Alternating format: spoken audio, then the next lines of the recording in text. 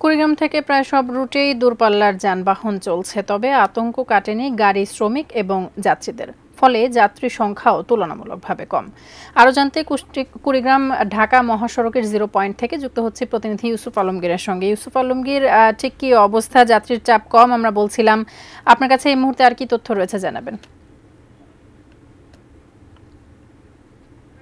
যে দূরপাল্লার গাড়ি এবং অভ্যন্তরীণ যে গাড়িগুলো আছে সবগুলোই গাড়ি চলাচল করছে। তবে যে কথা আমরা জানানোর চেষ্টা করছিলাম যে এই যারা এই পরিবহন সেক্টরে যারা আছেন, বিশেষ করে গাড়ি ড্রাইভার শ্রমিক যারা আছেন, তারা কিন্তু বলছিলেন, আমার সঙ্গে কথা হচ্ছিল, তারা বলছিল যে যাত্রী সংখ্যা যেমন কম তেমনি চাঁদাবাজি পুরো রাস্তায় জুড়ে কমে গেলেও একটু আতঙ্ক তারা এখনো পাচ্ছেন যে কখন যেন কোথাও আক্রমণ হয় কিনা, কখনো কোনো ধরনের দুর্ঘটনা ঘটে কিনা, এরকম একটি আশঙ্কা আছে। এছাড়াও এই নিরাপত্তাহীনতা তাদের যেমন আছে, এবং তারা বলছেন যে এই যাত্রীদেরও একটা শঙ্কা রয়েছে, এবং যার কারণে যে বিভিন্ন স্থানে যে যাতায়াতের যে বিষয়টি সেটিও কিন্তু তুলনামূলক অনেক কম। এছাড়াও কুড়িগ্রাম থেকে এই সময়ে কিন্তু প্রচুর পরিমাণে কৃষি শ্রমিক তারা বিভিন্ন জেলাতে কাজ করতে যায়।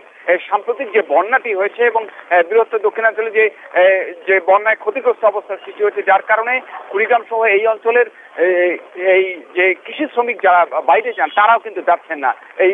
এটি একটি যাত্রী কম হওয়ার একটি বড় কারণ বলে বলছেন পরিবহনের শ্রমিকরা। এবং তারা বলছেন যে আজকেও যেমন কুড়িগ্রামে প্রচুর বৃষ্টি হচ্ছে, সকাল থেকে বৃষ্টি হচ্ছে, আবহাওয়ার এরকম পরিস্থিতিতেও কিন্তু যাত্রী সংখ্যা কমে গেছেন।